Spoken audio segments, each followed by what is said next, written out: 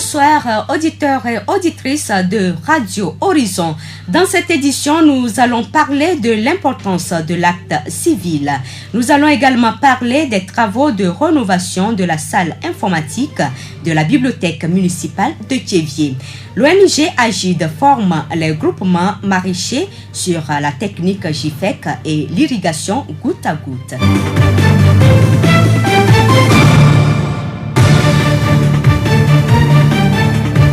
Horizon à Thiévié sur 101.1. Bienvenue à tous. Le président de la délégation spéciale de la commune de Thiévié a lancé aujourd'hui les travaux de rénovation de la salle informatique de la bibliothèque municipale en présence de la vice-présidente du comité de jumelage partenaire Thiévié, des chefs traditionnels et les partenaires en développement de la ville de Thiévié. Loglo Bruno, président de la délégation spéciale de la ville de Thiévié. Nous poussons un ouf de soulagement. Depuis que ce local a été construit, ça n'a pas servi à la population. Aujourd'hui, le local se retrouve dans un état délabré. Et il incombe à la mairie, à la commune, à la collectivité de changer les choses. Et c'est ce que nous avons fait ce matin. Les travaux débutent ce matin et vont durer au plus un mois. Et c'est aux frais de la commune, aux frais de la mairie.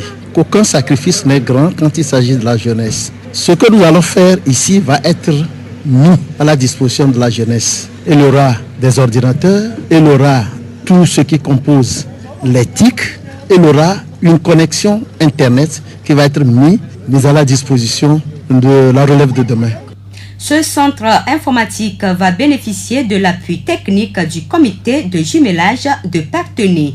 Danielle Parnaudot, vice-présidente du comité de jumelage de Parthenay. C'est un projet qui a dormi pendant longtemps, qui a démarré qu'à un cas. Aujourd'hui, on ne regarde pas le passé, mais on regarde la volonté de la municipalité et du comité de jumelage de Thiévié de créer enfin ici et de mener surtout à terme ce projet d'un cybercafé. Finalement, ce sera ça, ce sera un petit cyber qui va permettre à la jeunesse d'avoir accès à l'outil informatique, un outil qui est quand même important pour demain. Nous, sur Parthenay, on est loin de vos réalités et ce n'est pas à nous de dire il faut faire comme ci, comme ça. Maintenant, je suis pleinement confiante dans la qualité des bonnes relations entre le comité de jumelage et la ville de Thiévié pour mener à bien la suite. On réhabilite certes avec le concours de la mairie, concours précieux, sans lequel on ne pouvait pas le mener à bien. Mais maintenant, il faudra une bonne gestion, il faudra de la communication, de la publicité, faire en sorte que les jeunes viennent, qu'ils soient bien accueillis, mais qu'ils soient aussi formés. Il y aura certainement des stages de formation à mettre au point pour les mettre en appétit, pour leur donner cet outil qui est important pour demain. Pour Agbedanou Kossi, le président du comité de jumelage de Thiévié, ce projet va renforcer le jumelage coopératif entre Thiévié et Parthenay en France. Le jumelage de Thiévié a fait déjà 20 ans. Et donc, sur le parcours de ces 20 ans, beaucoup de choses ont été faites. Cependant, l'avenir étant encore ce que vous connaissez, et nous avons beaucoup de choses à faire. Thiévié a toujours des difficultés d'eau. Donc, nous avons parlé et notre partenaire entendu, nous avons construit 2 forages équipés d'une mini-adduction d'eau. Donc ça veut dire qu'on a installé les bonnes fontaines sur ce forage. Mais nous avons fait aussi des extensions sur le réseau de la TDE. Nous avons construit des bonnes fontaines. Mais ce n'est pas fini. Nous sommes en train de préparer encore un nouveau projet pour des éventuels forages. Et je ne le dirai pas, je ne vais pas tout dévoiler tout de suite. Mais nous irons toujours dans le sens de donner de l'eau à la population. Ensuite, notre partenaire entretient de bonnes relations avec la bibliothèque. On appuie le fonctionnement et donc l'équipement en livres, ça continue. Ça veut dire que les jeunes, les élèves trouvent leur compte. Et donc, nous avons d'autres choses. Nous n'allons pas parler du futur si on n'est pas au concret. Mais notre souci, c'est que nous voulons rendre le jumelage vivant. Il faut que le jumelage soit à tous les carrefours. Quand une ville est jumelée à une ville de l'Europe, on doit constater dans la ville que cette ville-là. Donc c'est ce que nous voulons faire et on va y aller.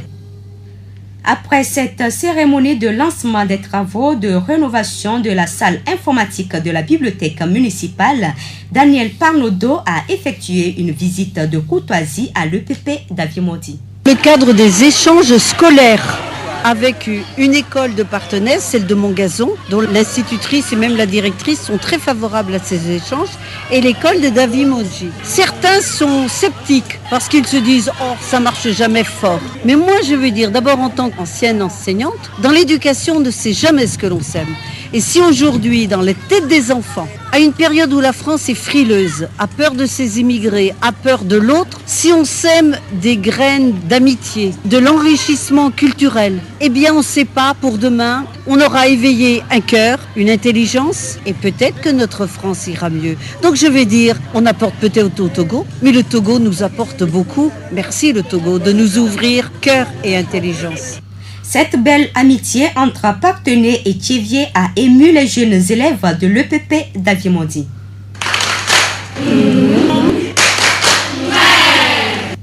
Galé Kokou, directeur de l'EPP d'Avimondi, groupe A. Depuis l'année surpassée, on a déjà eu cette visite et c'est ça qui continue avec le retour de Madame la vice-présidente cette année pour aider nos enfants à échanger avec les enfants de partenaires en France, surtout dans le sens de l'enrichissement des cultures, voir comment eux vivent leurs conditions d'instruction là-bas, de l'école là-bas, par rapport à ce que nous visons ici, par rapport à ce que nos enfants vivent ici, et pour que ça puisse ouvrir les cervelles et enrichir les uns et les autres. Galé Kokou, directeur de l'EPP d'Avimondi, groupe A. La voix du Zio. Depuis quelques années, l'agriculture togolaise subit des effets des caprices pluviométriques. Pour solutionner ce problème, l'ONG Agide a initié la technique gestion de la fertilité de l'eau et des ravageurs par les champignons. Cette technique s'inscrit dans le projet d'adaptation de l'agriculture au changement climatique au Togo du projet d'appui au développement agricole au Togo, PADAT. Une formation des groupements maraîchers sur la technique GIFEC et l'irrigation goutte à goutte portée par l'ONG Agide et Kadi Afrique a débuté aujourd'hui à Thiévié. Agbalignon Kossi, coordinateur de l'ONG Agide. Cette composante vise à promouvoir les bonnes pratiques permettant aux producteurs de mieux s'adapter aux conditions créées par les changements climatiques. Donc ici, nous allons faire la formation sur la GIFERC et l'irrigation goutte à goutte. La GIFERC étant un ensemble de pratiques permettant d'utiliser les champignons pour renforcer la tolérance des plantes au stress hydrique, la résistance des plantes à la sécheresse. Vous savez qu'aujourd'hui, avec les changements climatiques, il y a un certain décalage des limites des pluies, ce qui crée souvent des poches de sécheresse. Alors, les champignons permettent justement aux plantes de résister au stress hydrique quand ces poches-là s'installent. Donc, c'est dans ce cadre que la formation va se dérouler sur l'ensemble du territoire national. On l'a déjà fait en 2015. Nous avons formé 10 groupements par région qu'on a accompagnés pendant un an. Maintenant, on passe à la deuxième phase. Donc, la formation qui a démarré ici à Thiévié va se poursuivre à Atapamé, à Sokodé, à Kara et à Dapaon. Une fois encore, nous allons parcourir tout le territoire en format 10 groupements par région. Kossi Agbalignon revient sur les résultats attendus. L'agriculture togolaise est toujours soumise aux caprices du climat. Et nous espérons qu'à travers ces pratiques, l'agriculteur peut se libérer de ces caprices-là. Notre espoir est que nous arrivions un jour à ce que le paysan puisse produire à toute saison, avec très peu de moyens. Pas des moyens sophistiqués, mais quand même avec peu de moyens, on puisse avoir une agriculture qui ne dépende pas trop du climat. Quand vous passez tout à l'heure à Agide, vous allez voir que nous sommes en février, mais nous avons du maïs en floraison. Voilà, justement, nous faisons l'irrigation goutte à goutte. Cela permettra aux paysans en tout moment de pouvoir cultiver. Donc les champignons permettent de réduire les dépenses en eau. Donc avec un peu d'eau, on peut facilement produire. Agbalignon Kossi, coordinateur de l'ONG Agide. Notons que la formation va durer 5 jours. La voix du Zio. La suite du journal Edem Abitosu. Plusieurs Togolais n'ont pas d'acte de naissance. D'autres encore ignorent son importance.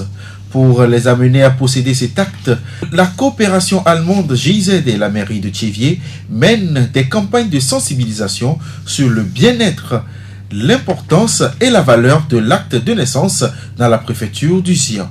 Vijrakou Komi, agent d'état civil à la mairie de Thiévié, nous explique le bien fondé de l'acte de naissance. L'acte de naissance, c'est un document d'une valeur très capitale pour un citoyen, car un enfant qui naît et qui n'a pas d'acte de naissance, je ne pense pas comment il peut continuer à vivre la suite de sa vie. Parce que quand l'enfant aura l'occasion d'aller à l'école, on aura certainement besoin de cet acte pour pouvoir l'enregistrer au niveau du registre scolaire.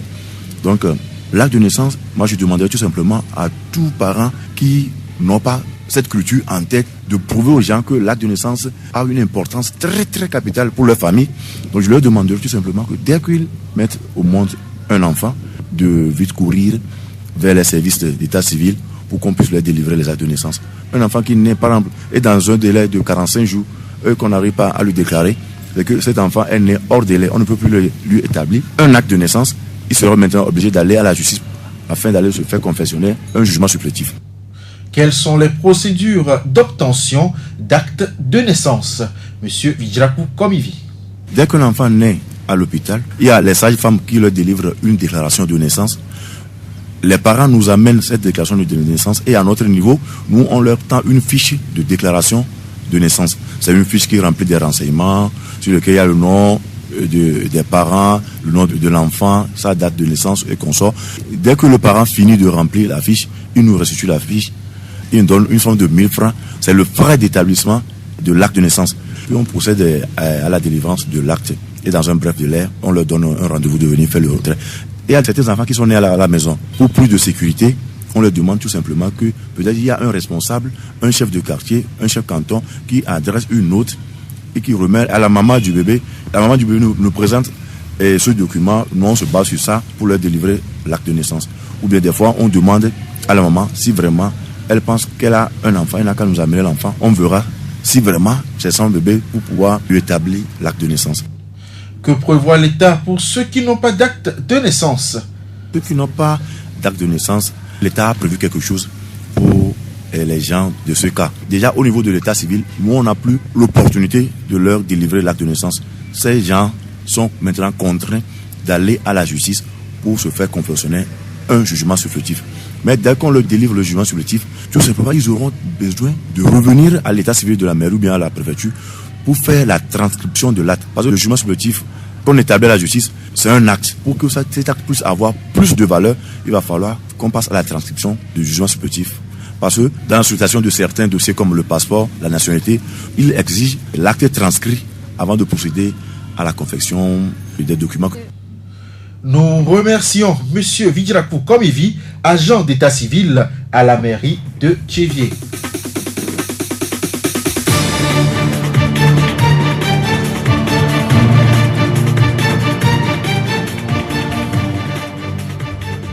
Fin de cette édition, nous vous remercions de l'avoir suivi. Présentation Blessine Possonia et Edema Agbetosu. Réalisation Yolu Mustafa. Le rappel des titres. Dans cette édition, nous avons parlé de l'importance de l'acte civil.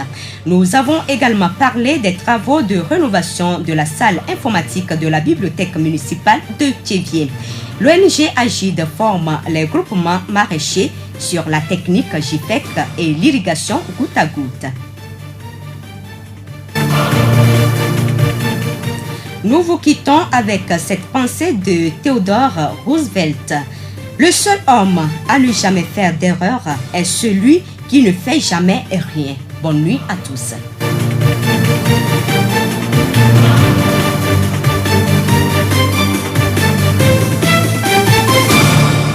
Radio Horizon à Thiévié sur 101.1.